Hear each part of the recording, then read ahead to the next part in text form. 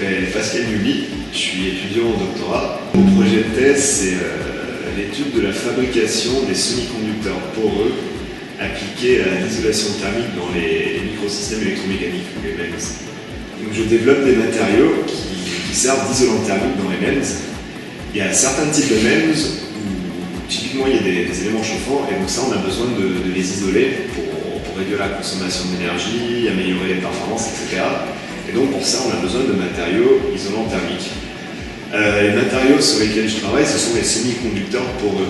Donc les semi-conducteurs, c'est le silicium par exemple, et c'est les matériaux qui servent surtout à fabriquer tous les circuits électroniques, mais qui servent aussi principalement à la fabrication des MEMS. Donc là, l'idée, c'est de prendre les semi-conducteurs et de les rendre poreux par un procédé de gravure électrochimique. Et en les rendant poreux, on réduit très fortement la conductivité thermique. On peut la réduire jusqu'à 2 à 3 ordres de grandeur. Donc c'est des matériaux qui deviennent des isolants thermiques très efficaces. Donc dans mon projet, j'étudie comment fabriquer ces matériaux et ensuite je caractérise leurs propriétés thermiques, mais aussi d'autres propriétés comme leur résistance mécanique.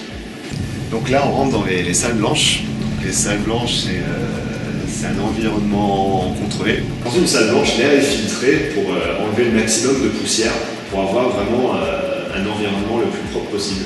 Donc la raison pour laquelle on fait ça, c'est qu'en salle blanche, en général, on fabrique des dispositifs qui sont vraiment très petits. Ils sont tellement petits qu'ils sont plus petits que la taille d'une particule de poussière. Donc du coup, s'il y a une poussière qui se dépose sur les substrats sur lesquels on travaille, ça peut faire rater toute l'étape de fabrication. Ici, c'est la salle des microscopes. Donc c'est les microscopes électroniques. Donc, les microscopes habituels, on utilise la lumière pour regarder les choses. Là, pour voir des choses qui sont encore plus petites, on utilise des électrons pour voir des objets qui sont vraiment très petits. Alors ça, c'est la moitié d'un échantillon de carbure de silicium poreux. Donc la tache colorée là, c'est la tache qui est c'est la zone qui est poreuse justement. Donc je l'ai gravée pour y former des pores, des petits trous. À la base, sur le matériau, il n'y a pas de trous. Puis moi, je viens le graver, puis je fais des trous dedans. Donc là, par exemple, ça a moyennement bien marché puisqu'on voit que la couche n'est pas uniforme. Il y a 2 couches différentes. Normalement, ça devrait être uniforme. Donc ça, je suis en train de mettre au point le procédé pour justement graver ça de manière uniforme. Les activités que je fais sont très variées. Il y a quand même beaucoup d'activités expérimentales.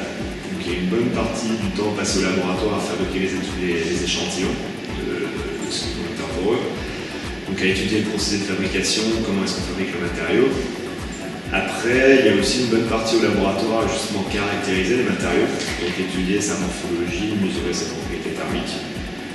Donc ça a une grosse partie expérimentale au laboratoire. Après, je passe aussi du temps au bureau, donc à traiter les résultats, traiter les données, aussi lire des articles dans la littérature pour me tenir au courant des progrès qui sont faits. Mais globalement, c'est très varié. Globalement, la recherche est fun. C'est vrai que parfois c'est long, un doctorat c'est long, ça dure 4 ans. Mais à côté de ça, c'est très intéressant.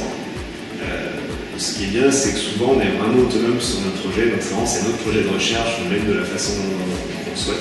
C'est vraiment nous d'imaginer notre projet. Puis ça, c'est intéressant, puis c'est très valorisant à la fin.